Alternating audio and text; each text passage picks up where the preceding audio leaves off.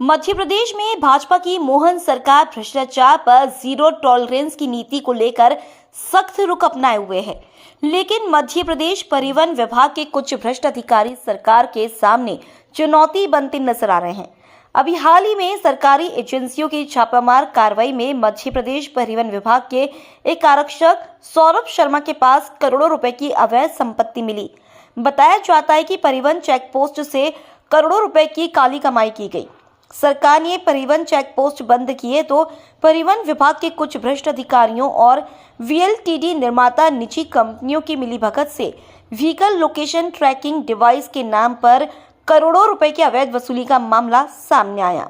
जिसकी जांच और कार्रवाई के लिए तमाम शिकायतें परिवहन विभाग के अधिकारियों से लेकर प्रधानमंत्री नरेंद्र मोदी तक पहुंच चुकी है। लेकिन सबसे बड़ी बात यह है कि आम जनता से करोड़ों रुपए की अवैध वसूली किए जाने की ये तमाम शिकायतें पिछले साल से जांच और कार्रवाई के इंतजार में पड़ी है,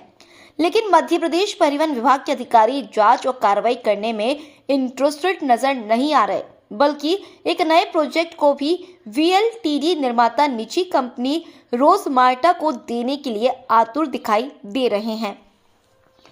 महाराष्ट्र में व्हीकल लोकेशन ट्रैकिंग डिवाइस के नाम पर करोड़ों रुपए की अवैध वसूली किए जाने की शिकायत में सेंसोराइज और रोजमार्टा नाम की कंपनियों पर आरोप लगे हैं।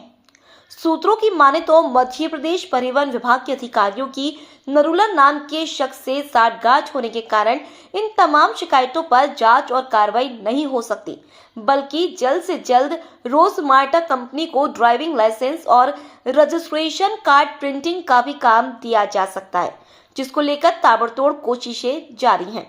अब सरकार के सामने चुनौती बन चुके परिवहन विभाग के ऐसे भ्रष्ट अधिकारी अगर एक बार फिर कामयाब होते हैं तो ड्राइविंग लाइसेंस और रजिस्ट्रेशन कार्ड के नाम पर आम जनता से करोड़ों रुपए की अवैध वसूली को एक बार फिर अंजाम दिया जा सकता है और मध्य प्रदेश परिवहन विभाग में न जाने कितने लोग भविष्य में धन कुबेर सौरभ शर्मा बन जाएंगे। देखिए, व्हीकल लोकेशन चेकिंग सिस्टम जो है वो मध्य प्रदेश में यहाँ काम नहीं कर रहा है। उसके चलते हुए मध्य प्रदेश ट्रांसपोर्ट कमिश्नर परिवहन आयुक्त को एक शिकायत दी थी। दूसरी जो है बीएसएनएल जो रिचार्ज में सहयोग कर रहा है, डेटा में सहयोग कर रहा है, उनको शिकायत की है। तीसरी शिकायत जो है प्रमुख सचिव परिवहन को भी की है, लेकिन अभी तक उस पर कोई कार्रवाई आज महीनों बीत जाने के बाद भी कहीं कोई नज़र नहीं आ रही है। और सबसे बड़ी चीज़ ये है कि मध्य प्रदेश में करोड़ों रुपए की लूट करके कंपनियां ये कमा के जा रही हैं और उसका कहीं ना तो जो परमिट होल्डर है उनको लाभ मिल पा रहा है, ना जो है आम जनता को लाभ मिल पा रहा है। तो ये करोड़ों रुपए की लूट पे परिवहन विभाग के द्वारा आज तक कार्रवाई क्यों नहीं की जा रही है? क्या इनमें अधिकारियों के जो है स्वार्थ छिपे हुए हैं जिसके चलते हुए ये कार्रवाई नहीं कर रहा है और शिकायत को दबा के रखा हुआ है? विगत 5 से 6 महीने के आसपास जो है शिकायत किए हो गए हैं, लेकिन कोई कार्रवाई नहीं हो रही है और परमिट होल्डरों से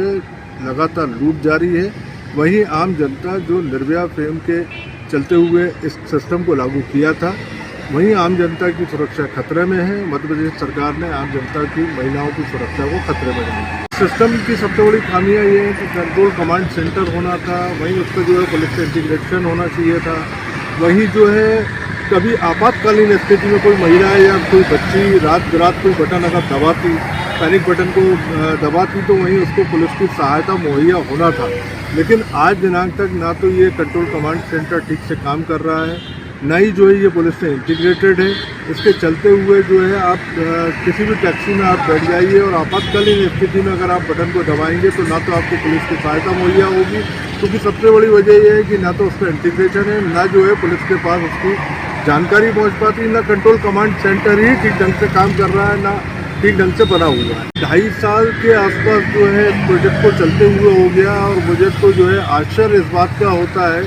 कि मध्य प्रदेश सरकार जो है कोई नियम बनाती है कि व्हीकल ट्रैकिंग लोकेशन सिस्टम को जो है लगाना है, लेकिन उसके पहले काम कहीं शुरू नहीं होते, कंट्रोल कमांड सेंटर पे काम नहीं होता और जनता के साथ परिवहन विभाग कहता है कि नहीं, पहले फिटनेस आपकी तब होगी जब आप डिवाइस लगाएंगे। तो ऐसी डिवाइस से लगाने में परिवहन विभाग का क्या स्वार्थ था, किसका स्वार्थ था, किसके चलते ये जो है सारी प्रक्रिया की गई, और उसका जनता को जब लाभ नहीं मिलना था तो इस सिस्टम को क्यों लागू किया गया, परमिट होल्डरों से क्यों जबरन लूट की गई। एक तरफ जहाँ 4,000 रुपये की डिवाइस होना चाहिए थी वो 14,000 में लगी है, और दूसरी तरफ जो रिचार्ज है वो BSNL की तरफ से 1,200 रुपये प्लस जो है GST के साथ होना था, और वो उसकी जगह भी 1,400 कुछ रुपये उसका बनता है, वही 5,000 से 7,000 की परमिट होल्डरों से वसूली की जा रही है। महाराष्ट्र का मामला भी सामने आया है, वहाँ जो है इसी तरीके की जो कंप्लेंट्स आ रही हैं, व्हीकल ट्रैकिंग डिवाइस जो काम नहीं कर रही हैं, वो CBI को शिकायत की गई है। उसमें साफ तौर पे जो है रोजमार्टा और सेंसोराइज का उल्लेख किया गया है, जो अमूमन अगर मध्य प्रदेश में जांच होती है तो शायद यही कंपनियां इसमें भी निकलेंगी, और इन्हीं के द्वारा जो है पूरे, मुझे तो लगता है कि जिस तरीके से महाराष्ट्र में शिकायत हुई है, मध्य प्रदेश में जो हालात चल रहे हैं, पूरे भारतवर्ष में इनके द्वारा जो है परमिट होल्डरों से लूट की जा रही है। पूरा परमिट डिपार्टमेंट एक सिस्टम की तरह इनको जो है कमाने के लिए सपोर्ट में लगा हुआ है, कि जब एक तरफ से पूरा प्रोजेक्ट कंप्लीट नहीं है, बिना कंप्लीट प्रोजेक्ट के आप देखिए लगातार की फिटनेस तब होगी जब हम डिवाइस लगवाएंगे, और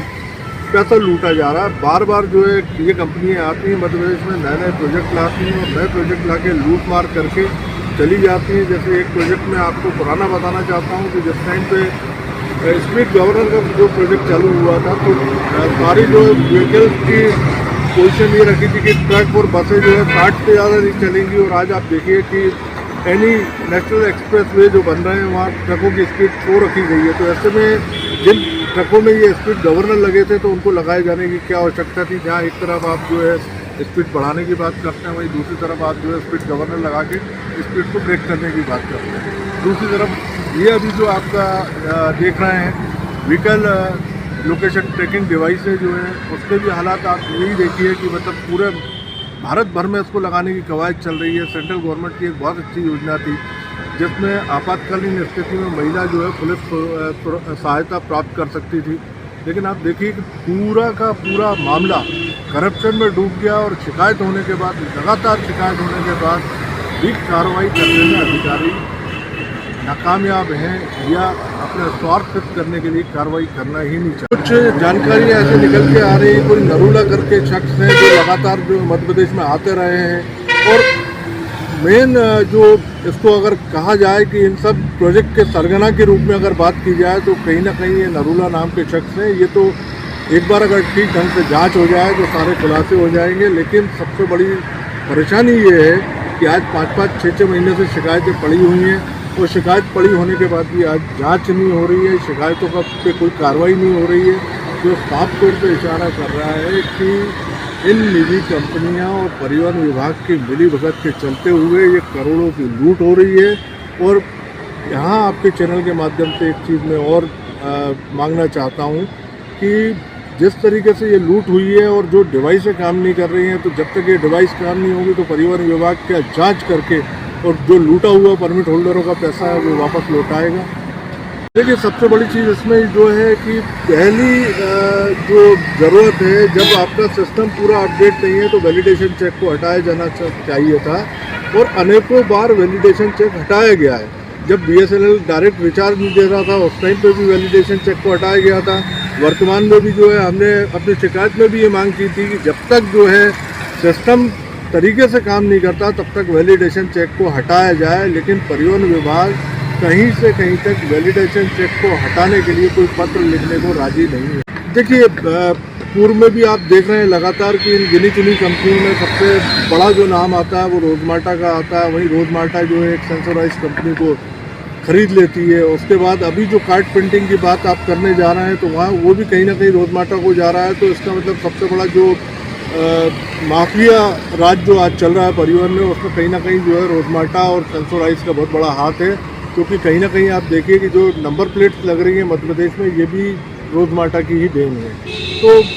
निश्चित तौर पे ये है कि रोजमार्टा कंपनी अगर कार्ड प्रोजेक्ट में आती है तो जनता से एक बार फिर